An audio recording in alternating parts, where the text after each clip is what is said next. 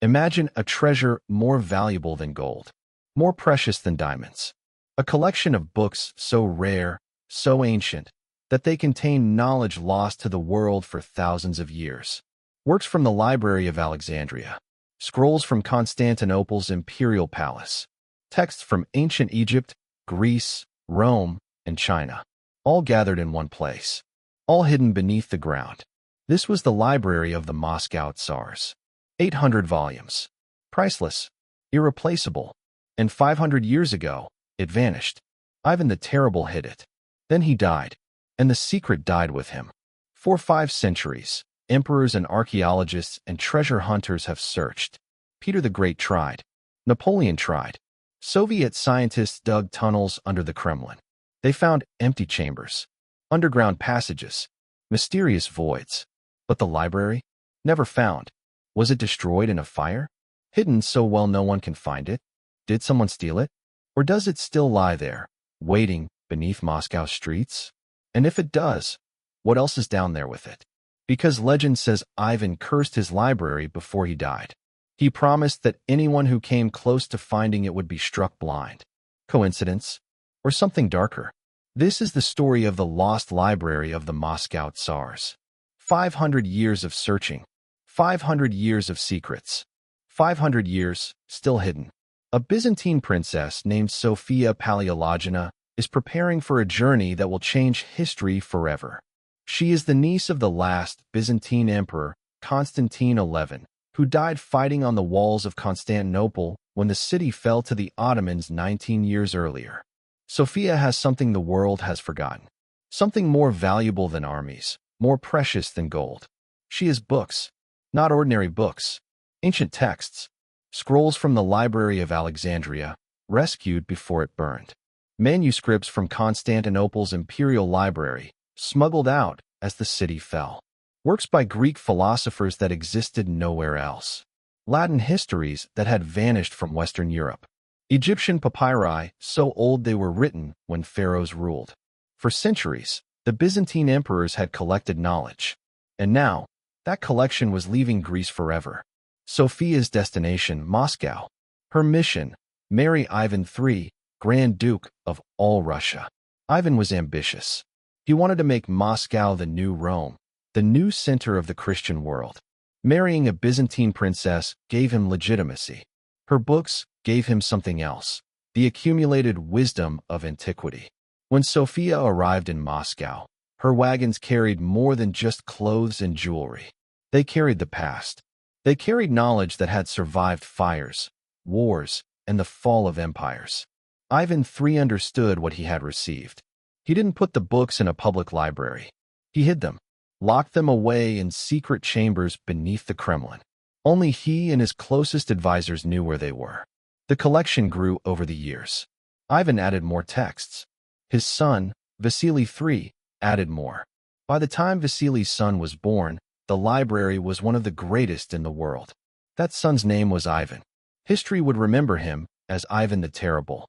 The first confirmed sighting of the library happened in 1518. A monk named Maximus arrived in Moscow. He was Greek, born in the city of Arda, educated in Italy, known throughout Europe for his scholarship. Vasily III, Ivan's father, had invited him to Russia to translate religious texts.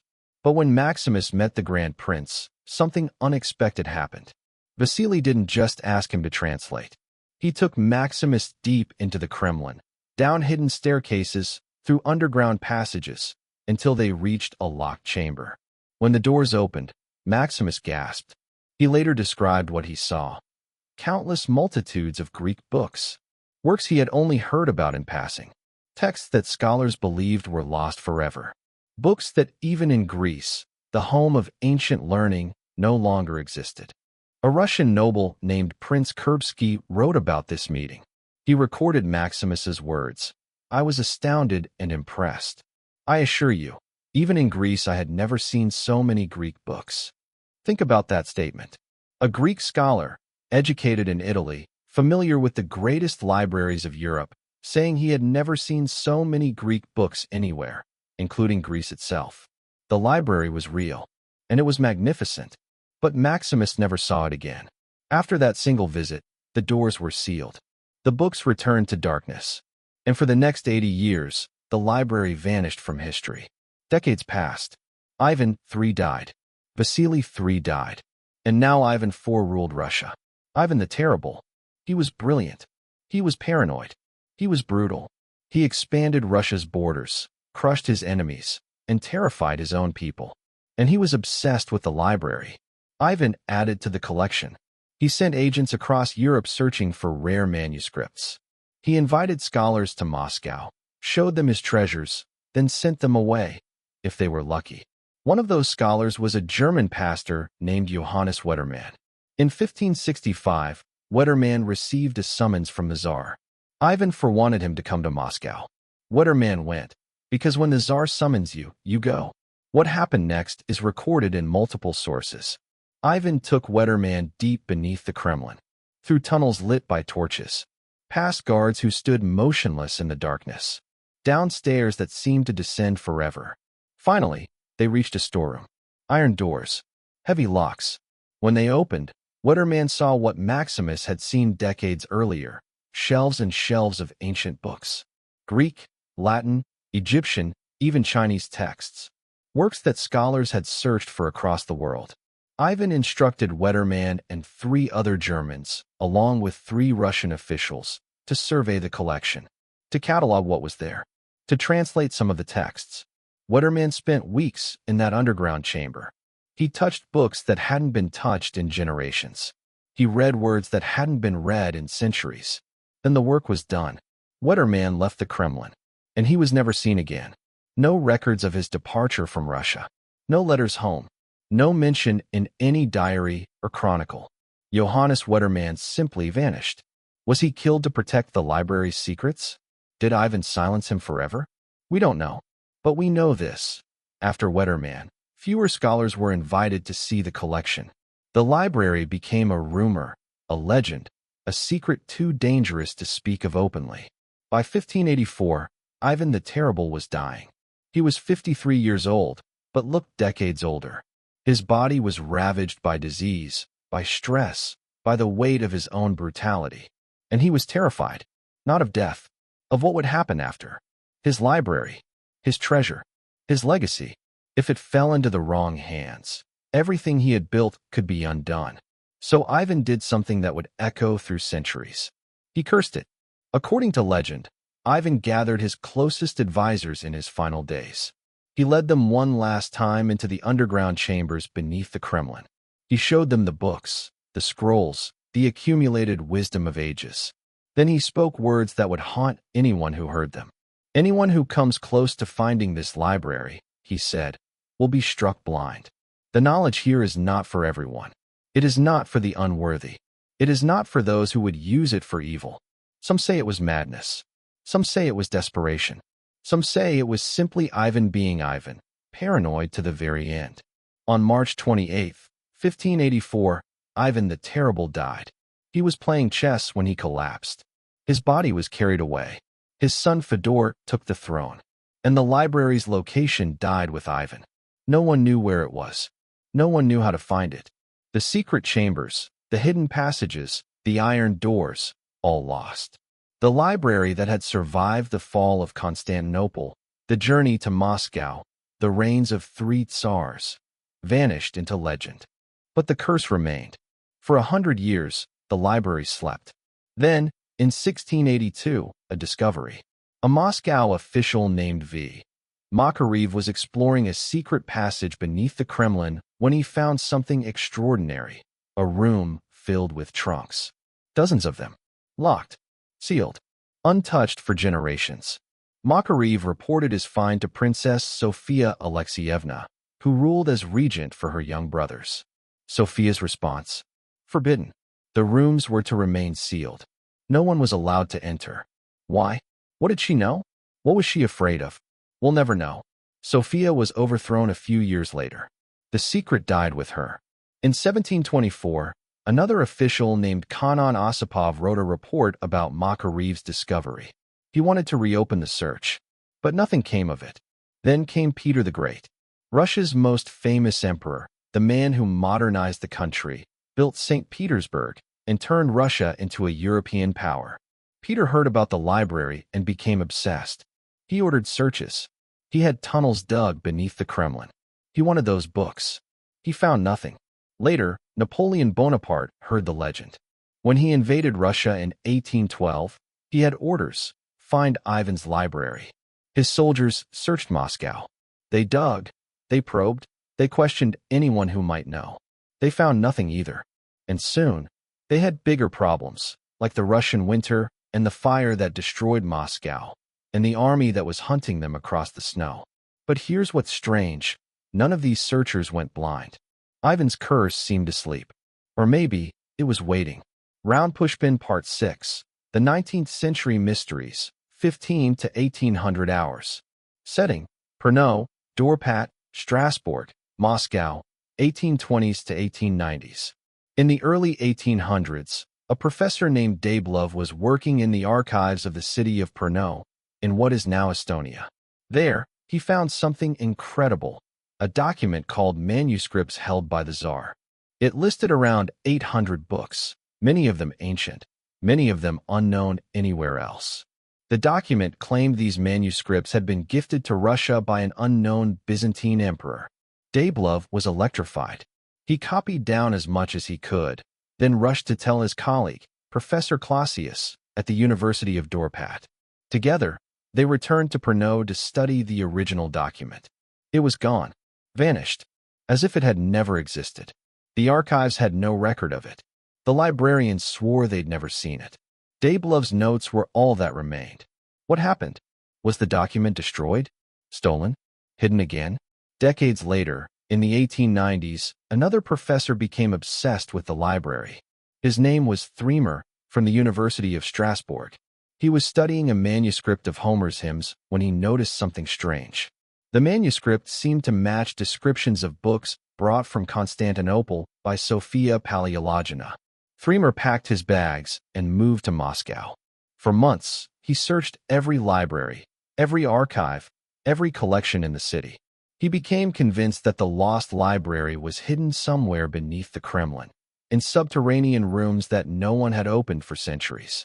In 1893, a Russian professor named Zabalin wrote an article agreeing with Thremer. He believed the library existed, but had been destroyed in the 1600s. Excavations were attempted. Workers dug beneath the Kremlin. They found tunnels. They found chambers.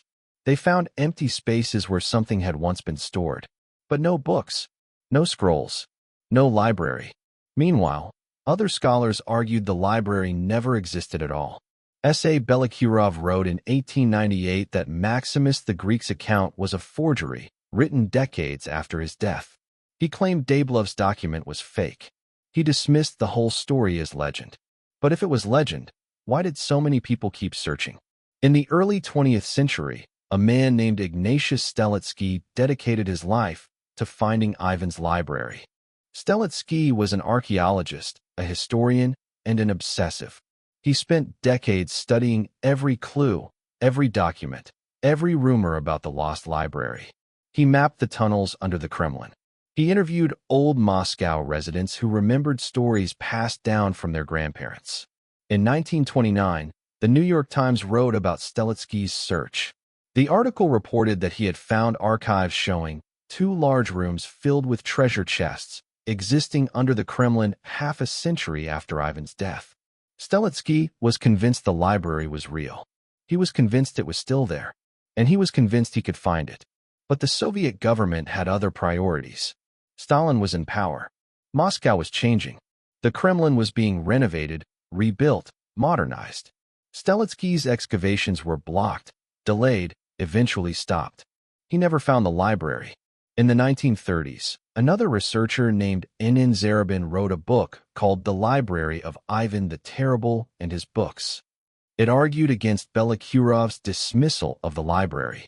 Zarubin believed the evidence was real, the sources were credible, and the library was waiting to be found. But Zarubin's work wasn't published until 1978, decades after his death. The Soviet era came and went. The library remained hidden. Today, the search continues. Modern technology has opened new possibilities. Ground-penetrating radar can see beneath the surface without digging. Researchers have scanned areas under the Kremlin, looking for voids, for chambers, for spaces that shouldn't be there. They found them. Empty spaces, underground rooms, passages that lead nowhere on any known map. But every time they try to dig, something stops them. Political complications, preservation concerns, funding issues, or just bad luck. Some say it's the curse. Some say it's coincidence. Some say the government knows exactly where the library is and has chosen to keep it secret. After all, what would it mean if they found it? 800 ancient texts, works from Alexandria, scrolls from Constantinople, knowledge that was supposed to be lost forever. If even a fraction of those books survive, the discovery would rewrite history. Greek philosophers we've never read, Egyptian texts we've never seen, Roman histories that vanished 1,500 years ago, Chinese documents from the 2nd century CE. The lost library of the Moscow Tsars isn't just a treasure. It's a time capsule, a message from the past, waiting to be opened. Round Pushpin Part 9, The Curse Remembered, 23 to 2400 hours 30. But here's the question that keeps researchers awake at night. What if Ivan's curse was real? Not supernatural, necessarily, but real in another way. What if the library was hidden so well by someone so paranoid that it was designed never to be found? What if Ivan's architects built traps, false passages, dead ends? What if the tunnels collapse if you dig in the wrong place? And what about Wetterman, the German pastor who saw the library and then vanished? Was he killed, exiled, or did something else happen to him in those dark chambers beneath the Kremlin? There are rumors, unconfirmed, undocumented, but persistent. Rumors that Wetterman didn't just vanish, that he was blinded. That Ivan, in his paranoia, had the pastor's eyes put out to ensure he could never find his way back. If that's true, then Ivan's curse wasn't just words. It was a promise, a warning to anyone who came after. Come too close to the library, and you'll never see anything again. 800 volumes. Ancient knowledge. Lost history. The radar has found empty chambers. The researchers are watching. The technology improves every year. One day, they'll dig in the right place. One day, they'll break through to whatever lies beneath. Will they find books, scrolls, dust and decay? Or will they find empty shelves, robbed centuries ago, the treasure long gone? And if they do find it, what then? Will Ivan's curse wake after 500 years of sleep? Or will the world finally read words that haven't been read since the fall of Constantinople, since the fires of Alexandria, since the ancient world crumbled into the medieval? The library is down there, somewhere. 500 years of searching, 500 years of secrets, 500 years still hidden, waiting for someone to find it, waiting for you. Ivan the Terrible conquered nations, crushed his enemies, and terrified his own people. But his greatest treasure wasn't gold or land. It was knowledge. And in the end, knowledge is what he hid best. The lost library of the Moscow Tsars remains one of history's greatest unsolved mysteries. Real or legend, cursed or just hidden, we may never know. But the radar is scanning. The researchers are watching. The truth is coming. And when it comes, the world will finally read what Ivan tried so hard to hide. Beneath the Kremlin. Beneath 5 centuries of silence, waiting for you to find it.